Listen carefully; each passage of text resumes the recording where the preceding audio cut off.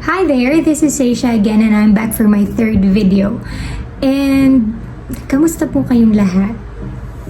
Ako po, honestly, from my first and second video and up to now, I can say that I feel much better than those two videos na nauna. Kita niyo naman, may time pa akong makapag-lipstick at how can you describe this dress? Yeah, because I feel much better and sana magtuloy-tuloy na siya. In this video, I'm going to share to you some guidelines or shall we say tips on how to continue live your life even though you have GERD and anxiety. These things that I will tell you are, I think, the best things that helped me a lot. Right? And ayoko naman magdamot kasi alam kong simula nag-pandemic lalong dumami yung mga taong nagkakaroon ng ganitong condition. So please continue watching until the end of this video and I hope that you will find this helpful, at least. To tell you again, nagsimula tong GERD and anxiety ko this year, August lang, 2021. Right? And it's been 3 months and I can say yung improvement ko is really mas mabilis compared sa ibang tao na may ganito ring condition. Kasi may mga, alam ako, years na couple of years but still having the same symptoms, right? I'm not saying that I'm fully healed and completely 0% walang nararamdaman. No. I still have some, but very less. Right? Konting-konti na lang po. And I'm looking forward to being completely no symptoms at all. The guidelines and tips that I'm going to share to you may not be applicable to all of you, but at least I hope that you will try, right? Because, you know, alam ko na tayong may mga ganitong condition, very desperate tayong gumaling, right? Sinusubukan natin ng lahat, kahit pa anong mamahal ng mga gamot, kahit saang mga albularyo, paulit-ulit nagpapadoktor, because we are very desperate. So I hope that you will find this video helpful. So let's start.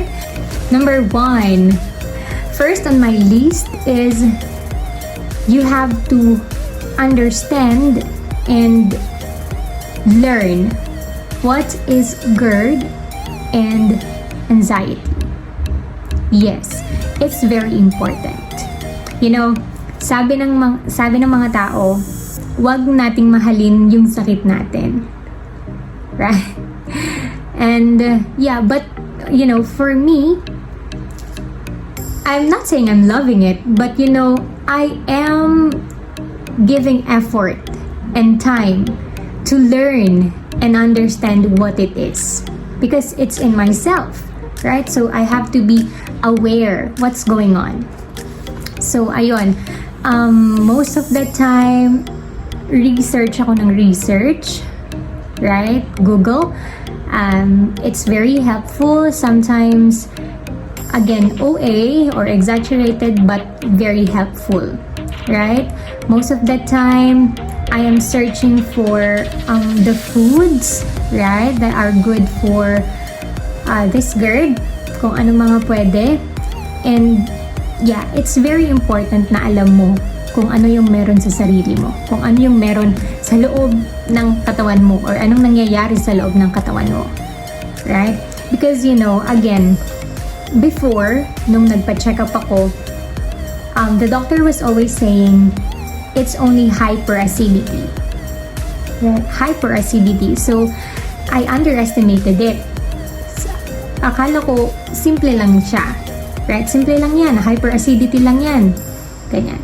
But when I read like the diagnosis paper, I found out na yung nakalagay na diagnosis is Gerd.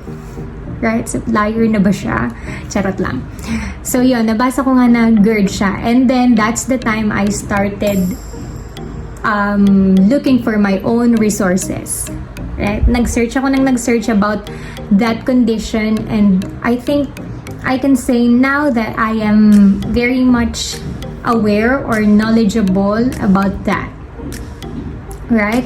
So yeah, it's very important. And again, GERD is a chronic one. Right?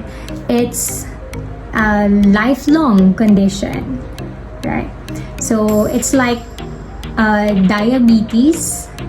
So you know, if a person has diabetes, once you did something wrong, you eat something wrong, then it will trigger again and you will feel something's going on again. And hindi ka na naman okay. Right? That's it. So, ganun din po yung GERD. So, dala-dala mo na yan. Lifetime, nasa sayo na yan. You just have to manage and know anything na pwedeng makasama or magpalabas ng mga symptoms na yon. Right? So, it's very important na kilala mo si GERD. And of course, si anxiety. You also have to know which one comes first. I know napakahirap nito. Napakahirap malaman kung alin ba talaga yung nauna. Kung nauna ba yung GERD, tapos nagka-anxiety ka, or nauna yung anxiety, tapos nagka-GERD ka. Right? Because, you know, sa kakabasa ng kung ano-ano, I came up with this video na sabi, our gut, right? So, yan ang mga tiyan natin ganun, is our second brain. When there's something wrong with your mind, there will be definitely going to be wrong with your stomach, or vice versa. Kapag may mali sa tiyan mo, magkakaroon din ng mali sa mind mo. And that's how anxiety works. So, most cases ng mga nakakausap ko, kanila is nauuna yung GERD. Kaya sila nagkaka-anxiety. So, ang dami mong nararamdaman, natatakot ka, feeling mo may cancer ka, feeling mo malala yung sakit mo, isip ka ng isip, mamamatay ka na ba? And then, dun, nagdidiretso siya as anxiety. Yan na, nagsisimula na siya dyan hanggang sa madagdagan na siya ng madagdagan, hindi na lang health anxiety, nagkakaroon ka na ng social anxiety, ayaw mong lumabas, ayaw mong makipag-usap sa iba. But of course, there are also cases na meron silang anxiety first. Like, sa sobrang stress nila from other things, like siguro sa work, sa buhay, yung stress na yon ang nagdudulot para magkaroon ka ng something wrong with your stomach, which is nagkakaroon ka ng GERD. So that's how it works. Again, understand GERD and anxiety. You know, sa kakaaral nitong GERD na to, I found out na 3 reason lang ang pwedeng magdulot ng GERD. Right? First thing is your lifestyle, the way you eat, the way you abuse yourself, yung kung ano-anong mga ini-intake mo na nakakasama sa tiyan. Right? Second one, and also the very important one, is stress. Again, your gut is your second brain. So kapag super stress ka, it affects your stomach. And third is age. So as you age, of course, yung sphincter, something inside your gut loosen as you age. So you have to know alin sa 3 yon ang maybe cause ng GERD mo. Dahil ba siya sa lifestyle mo? Dahil ba siya sa stress mo? Or dahil matanda ka na? So in that way, kapag alam mo kung ano yung cause niya, possible cause niya, alam mo rin kung paano mo matutulungan yung sarili mo. Right? So if it's the lifestyle, then change it. And also, kung stress yung dahilan niya, so you have to learn how to manage your stress. So that's why it's very important to know or to learn and understand what is GERD and anxiety. Kasi alam mo yun, kapag hindi mo alam yung mga ganong bagay, like ano yung possible causes, napakahirap tanggapin na meron kang ganyan. Right? Napakahirap tanggapin na bakit palaging masama yung pakiramdam mo, bakit ka palaging natatakot. And you know why it's very important to know which comes first, right? If it's GERD or anxiety or GERD, right? Because you know, kapag alam mo kung alin yung nauna doon, alam mo kung alin ang gagamutin para maging okay din yung isa. Pag alam mong GERD ang pinagmula ng anxiety mo, then gamutin mo yung GERD mo. Right? Gamutin mo yung tiyan mo. Kasi kapag wala ka nang nararamdaman sa tiyan mo, o okay yung pakiramdam mo, hindi ka na mag-iisip. Nang mag-iisip, mawawala na yung anxiety mo. Right? But, if nauna yung anxiety mo, kaya ka nagka-GERD, then again, seek another help.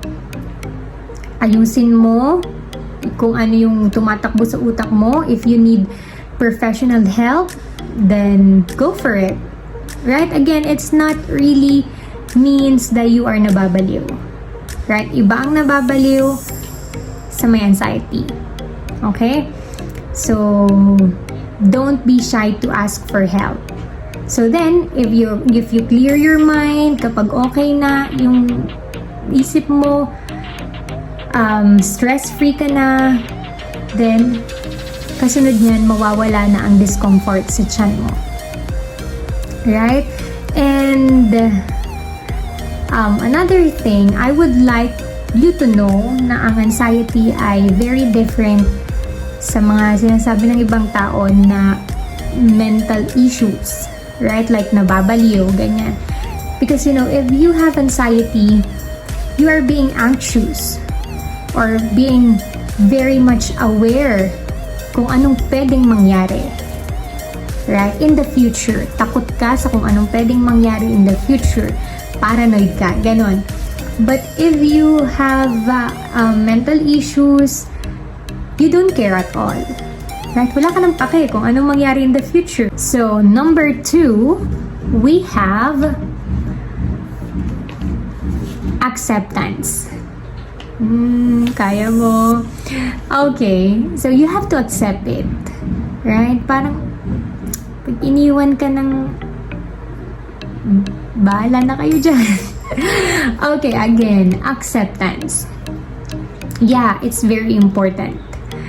Because, you know, kapag hindi mo siya tanggap na meron ka niyan, you know, makakadagdag siya sa stress mo. Kasi palagi mong iisipin, bakit ako may ganito? Saan ko to nakuha? Bakit? Ang tagal-tagal na hindi mawala. Ganyan. Araw-araw kang mababother sa pag-iisip ng mga ganyan kapag hindi mo siya tinanggap. Tanggapin mo siya. Right? Again, it's not like you have to embrace it. Right? Hindi mo siya tatangkilikin, right? Or something. But instead, you are going to learn what it is. Pag-aralan mo para matalo mo siya. Right? Para ikaw ang manalo, paano mo siya ititreat? Paano mo i-reverse yung condition mo? Accept. Okay, number 3 on my list. Oh, anyway, I have here my list because makakalimutin ko. Okay, number 3, And could be together with number 4, you have to have self-discipline and self-management. Yes, self-discipline ang katapat ng Gerd. Yes, from the lifestyle change. Kasi ako, mula nung August hanggang ngayon, pagbawal, bawal. Yeah, ganun ako kadeterminadong huwag bumalik yung symptoms ko. Right? I know, napaka magastos din ng may ganito. Kasi, yung mga food ay piling-pili yung mga pagkain, and yung pagkain ng family mo ay may iba pa yung pagpe-prepare ng sayo, iba pa yung ingredients ng sayo, kasi sometimes yung mga food ng family mo may mga ingredients doon na hindi pwede sayo, right? So it's also time consuming and magastos, right? And nakakahiya na minsan. Minsan nahihiya na rin akong lumabas or pumunta sa ibang bahay, lalo kapag syempre aalukin ka ng pagkain ng mga yan tapos tatanggi ka kasi bawal sa'yo, diba? Nakakahiya kasi baka isipin ang arte naman nito, ganyan-ganyan, but it's not kaartehan.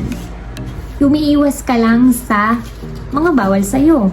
Kasi alam mo, ikaw rin naman ang mahihirapan kapag kumain ka ng mali. Right? So, pag bawal, bawal. Self-discipline talaga.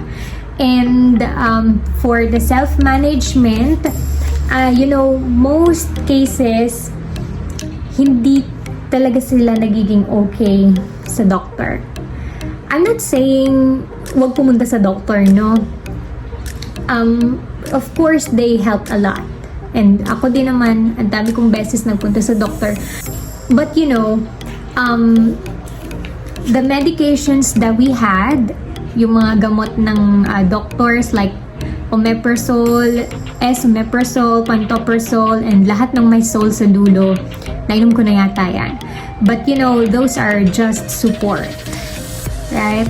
Ang the best na magiging gamot or makakagamot sa'yo ay self-discipline. Lifestyle change, huwag kumain ng bawal, and napakahirap. Lalo pa kami sa tindahan namin, ang binibenta namin is burgers and milk tea. So imagine nyo kung ganun challenge yun araw-araw sa akin na naaamoy ko araw-araw yung burger. Apakasarap ng amoy, but no. Ang tapang ko. Because ako rin naman ang mahihirapan right? Lalo yung ayokong mahirapan huminga. So, tinitiis ko. Tiis lang tayo, guys. Okay? Self-discipline. Minsan, wala na tayong right mag-demand, right? Kung ano yung nasa hapag, yun ang kakainin. Kung ano nakaserve sa table with the family, yun ang kakainin. Kasi, di naman tayo mayaman para mamili, right? Especially for some people. So, given that situation, I also hope that you will know the risk, right? Because, some people, kain ng mali. Tapos, reklamo ng reklamo. Ang daming masakit, di makahinga, masakit sikmura, inaatake ng anxiety. Why? It's because of yourself. Right? Oh, I'm sorry. But, totoo yun. Kain ng mali. Tapos kapag nahirapan, reklamo ng reklamo. Totoo yun. Okay, so and kung hindi effective sa inyo ang gamot ng doktor, ang daming mga food supplement, but food supplements are pricey.